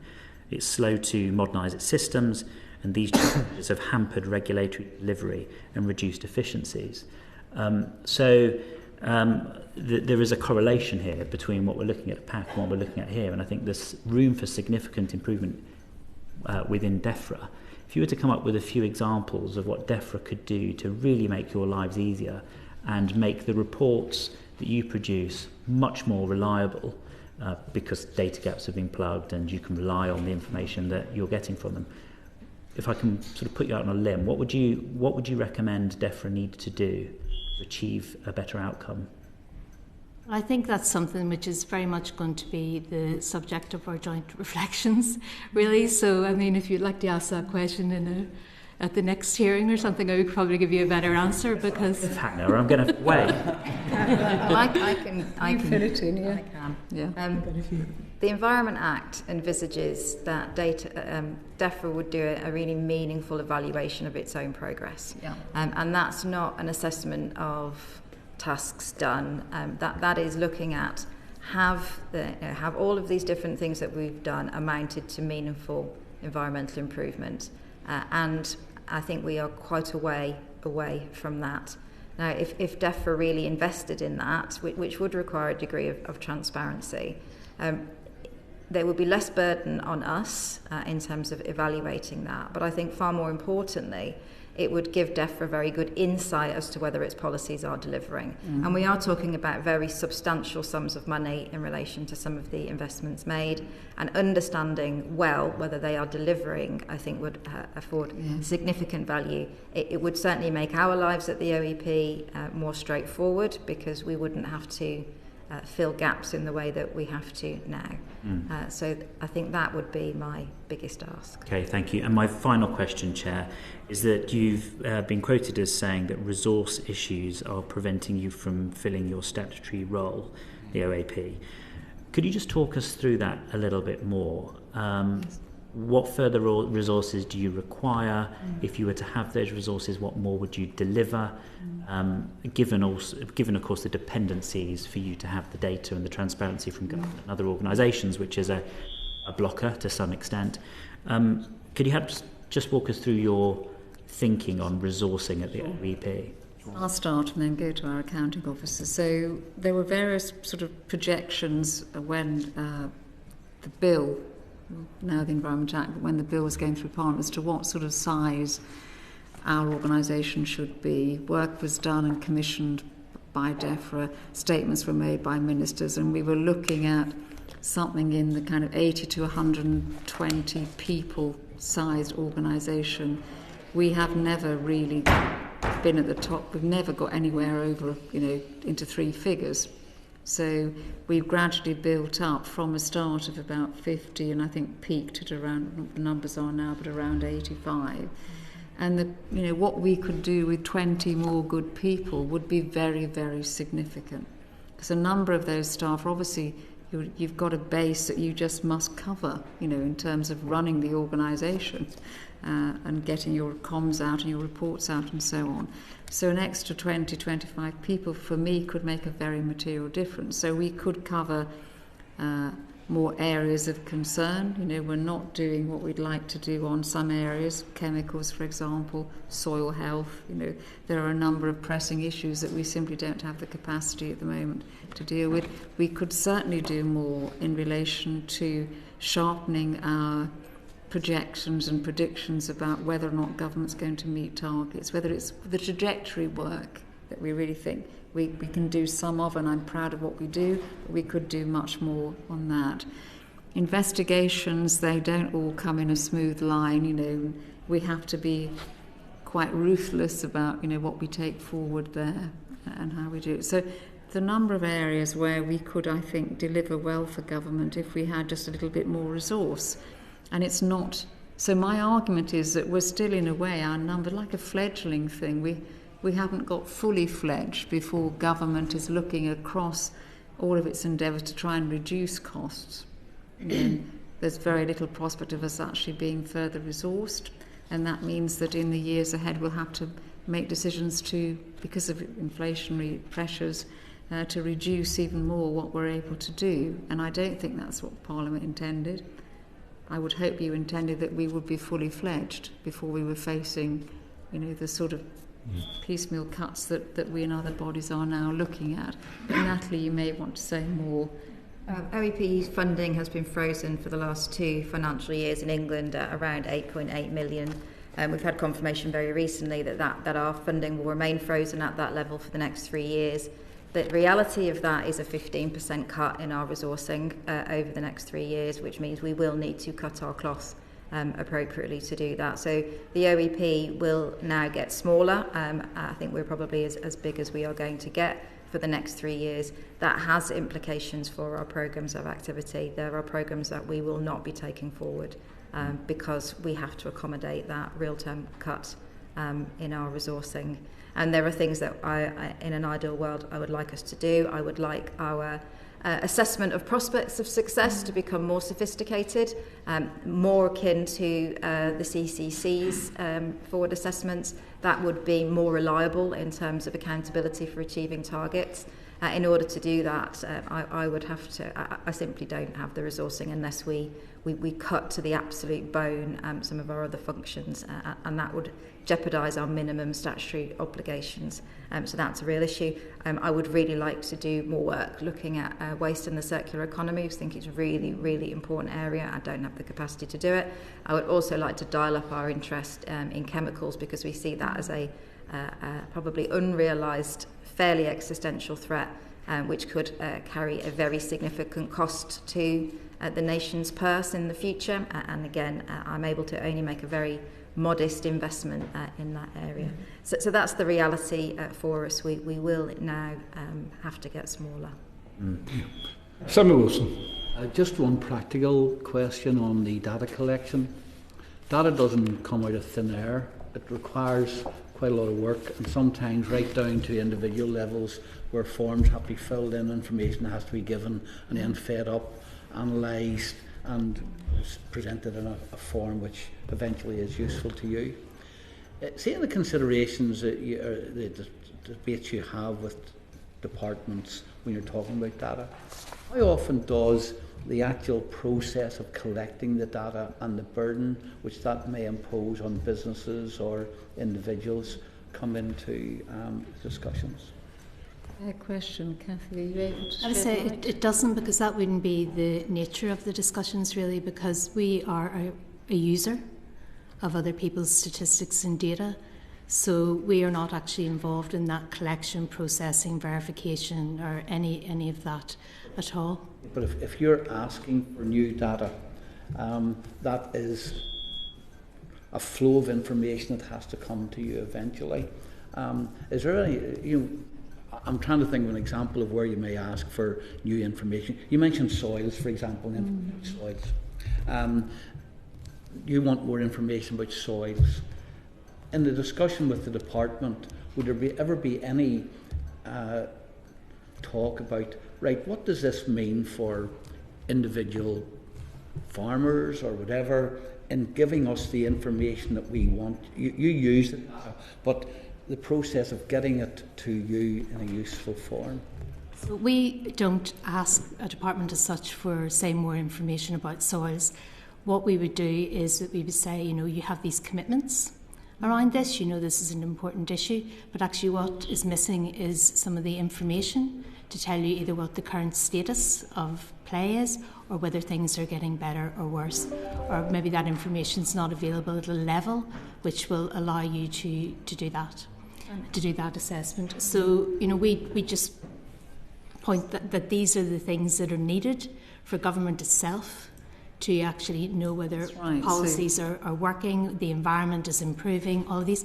And these gaps are always pretty much well known. We're not the first to say it. The departments would recognise these things themselves, that this is information they need to know, and then it's up to them and their own prioritisation. We're not making unique requests here. We are routing.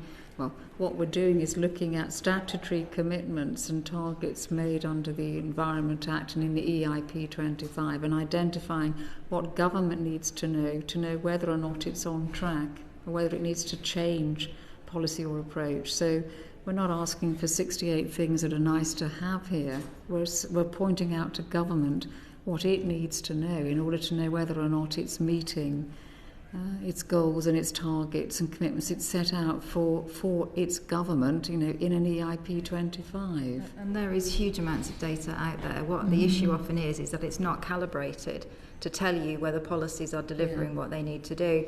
And in some circumstances, we are investing into the hundreds of millions of pounds in initiatives without knowing what they are delivering because the data collection is not calibrated towards the ambition.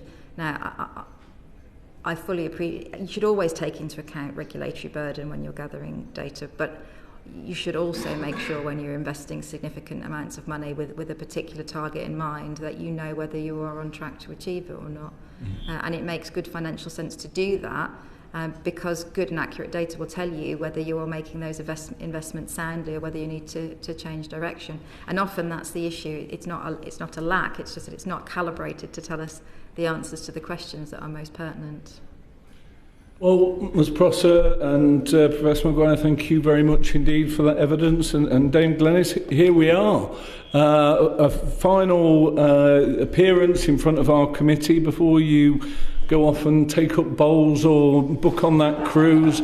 A final valedictory message from you to anyone who cares to listen to it. What would your message be to government and to those who look to the OEP to provide that guidance? The floor is yours. Well, thank you so very much for that, and thank you for being such a supportive committee and for all the work that you as a committee do in furthering good work on the environment. I think we've always regarded you as a partner in this, and have been able to develop expertise together. So thank you very much for that. My final sort of thoughts are, you have got a partner here in the OEP. We have a wide remit and limited resource, but we really have been trying, using our best endeavours to certainly not stray beyond our remit, but to use our remit to the full for the good. And I hope and I know that the organisation will continue to do that. So yes, I'm leaving, but I'm leaving some very, very competent people who are very committed to doing the best for the environment within the remit of the OEP. So I hope you can continue to rely on this organisation. You should, in my view, rely on its evidence-based, rely on its competence, rely on its ability to make a difference. But thank you for your support in our early years. It's been very much appreciated. Thank you. Well, you go with our gratitude, and we'll bring this session to an end. Thank you very much. The sitting is suspended. Order.